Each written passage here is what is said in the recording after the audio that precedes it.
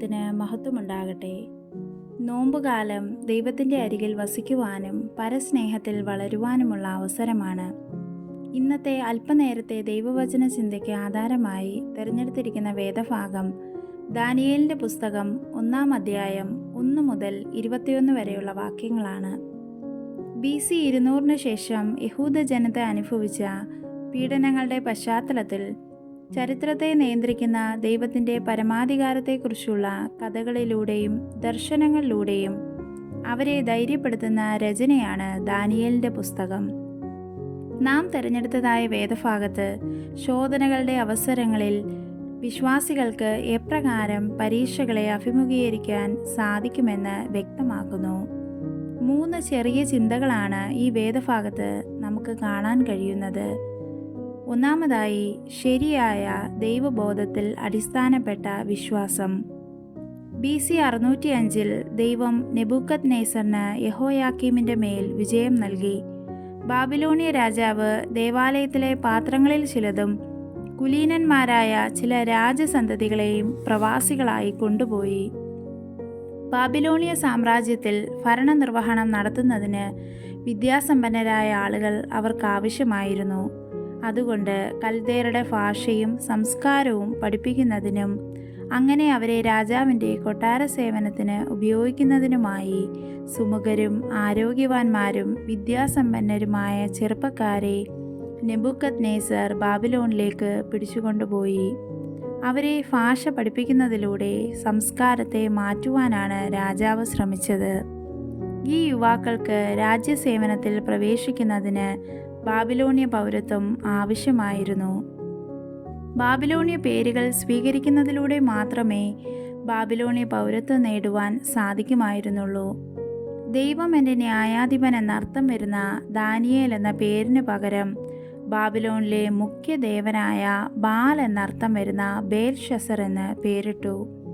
യഹോവ കൃപാലുവാകുന്നു എന്നർത്ഥം വരുന്ന ഹനന്യാവ് എന്ന പേരിന് പകരം ചന്ദ്രദേവൻ്റെ സേവകൻ എന്നർത്ഥം വരുന്ന ശദ്രക് എന്നും ദൈവത്തിന് തുല്യനാർ എന്നർത്ഥം വരുന്ന മീശായേൽ എന്ന പേരിന് പകരം രാജകുമാരൻ്റെ നിഴൽ എന്നർത്ഥം വരുന്ന മേശക് എന്നും പേരിട്ടു. യഹോവ എന്നെ സഹായിച്ചു എന്നർത്ഥം വരുന്ന അസര്യാവ് എന്ന പേരിന് പകരം ജ്ഞാനദേവൻ എന്ന് അർത്ഥം വരുന്ന അബേദ്നെഗോ എന്നും പേരിട്ടു. ഈ പുതിയ പേരുകൾ ഉണ്ടെങ്കിലും ഏകസത്യ ദൈവത്തോട് വിശ്വസ്തരായിരിക്കുമെന്ന് ഈ യഹൂദ പുരുഷന്മാർ തീരുമാനിച്ചു. ആഗ്രഹിക്കാത്ത പേര് കൈക്കൊള്ളുന്നതിനും കൽദേയ ഭാഷയും വിദ്യയും പഠിക്കുന്നതിനും ദാനിയേലും കൂട്ടരും തയ്യാറായിരുന്നുവെങ്കിലും തങ്ങളുടെ ജീവിത മൂല്യങ്ങൾക്കെതിരായി അവർ ഒന്നും പ്രവർത്തിച്ചില്ല. രണ്ടാമതായി, പ്രലോഭനങ്ങളിൽ കീഴ്പ്പെടാത്ത വിശ്വാസം. മോശയിലൂടെ ദൈവം ഇസ്രായേൽ ജനതയ്ക്ക് നൽകിയ കൽപ്പന പ്രകാരം വിഗ്രഹാർപ്പിതമൊന്നും ഭക്ഷിപ്പാൻ പാടില്ല. എന്നാൽ നെബൂഖദ്നേസർ രാജാവ് ഭോജനം വിഗ്രഹത്തിന് അർപ്പിച്ചതിന് ശേഷമാണ് ഭക്ഷിച്ചിരുന്നത്. ആ വിഗ്രഹാർപ്പിതമാണ് ദാനിയേലിന് വാഗ്ദാനം ചെയ്യപ്പെട്ടത്. രാജഭോജനത്തിൻ്റെ പങ്ക് കിട്ടുന്നത് രാജാവിൻ്റെ പ്രജകൾ മഹാഭാഗ്യമായിട്ടാണ് കരുതുന്നത്. എന്നാൽ സ്വർഗീയ രാജാവിൻ്റെ പ്രജയായ ദാനിയേലിന് ദൈവത്തിൻ്റെ കൽപ്പനകൾ പാലിക്കുന്നതിലായിരുന്നു മഹാസന്തോഷം. നെബൂഖദ്നേസർ കൽപ്പിച്ച ഭക്ഷണമൊന്നും ഈ 4 പേർ കഴിച്ചില്ല എന്ന് മാത്രമല്ല, വന്നു ചേർന്ന പ്രലോഭനങ്ങളെ ശരിയായി വെല്ലുവിളിക്കാനും അവർ തയ്യാറായി.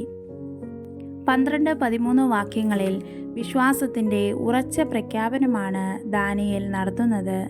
അത് ആത്മവിശ്വാസത്തിൻ്റെ വാക്കുകളല്ല, യഹോവയിലുള്ള അടിയുറച്ച വിശ്വാസത്തിൻ്റെ വാക്കുകളാണ്. ദൈവം തൻ്റെ മക്കളെക്കുറിച്ച് ആഗ്രഹിക്കുന്നത് എങ്ങനെയെങ്കിലും ജയിച്ചു കയറാനല്ല, ജീവിതത്തിൽ ചില മൂല്യങ്ങളിൽ ഉറച്ചു നിന്ന് ജീവിക്കാനാണ്. പരീക്ഷണങ്ങളെ ധീരമായി തന്നെ ഈ 4 പേരും നേരിട്ടു എന്ന് മാത്രമല്ല, അവർ വിജയിക്കുകയും ചെയ്തു. രാജാവ് തന്നെയാണ് അവരെ അവസാനമായി പരിശോധിക്കുന്നത് എന്നതും ശ്രദ്ധേയമാണ്. മൂന്നാമതായി, ദൈവത്തിൻ്റെ മുദ്രയുള്ള മികവിൻ്റെ അടയാളങ്ങൾ. സത്യദൈവത്തെ മാനിച്ചവരെ ദൈവം മാനിച്ചു. യഹോവയെ ആദരിച്ചവരെ യഹോവ ആദരിച്ചു. അവർ എല്ലാവരേക്കാളും മികവുള്ളവരായി ശോഭിച്ചു. അവർ ദൈവത്തെ മുറുകെ പിടിച്ചു. ദൈവികമായ മൂല്യങ്ങളെ അവർ നെഞ്ചോട് ചേർത്ത് പിടിച്ചു. ദൈവം മാത്രമല്ല രാജാവും അവരെ മാനിച്ചു. അലങ്കാരങ്ങൾക്കും അന്നത്തിനുമപ്പുറം ഞങ്ങളെ വഴി നടത്തുന്ന നല്ലവനായ ദൈവമേ, നിന്റെ പരിധികളില്ലാത്ത സ്നേഹത്തെ തള്ളിപ്പറഞ്ഞ് താൽക്കാലിക സുഖങ്ങൾക്ക് പിന്നാലെ ഓടിയ തെറ്റുകളെ ഞങ്ങൾ തിരിച്ചറിയുന്നു. ഞങ്ങളുടെ ഹൃദയവിചാരങ്ങളെ ശോധന ചെയ്ത് ഞങ്ങളെ നീ ശുദ്ധീകരിക്കണമേ. ഈ നോമ്പിൻ്റെ ദിനങ്ങൾ വിശുദ്ധിയിൽ ജീവിക്കുന്നതിന് ഞങ്ങളെ സഹായിക്കണമേ. യേശുവിൻ്റെ നാമത്തിൽ തന്നെ. ആമീൻ.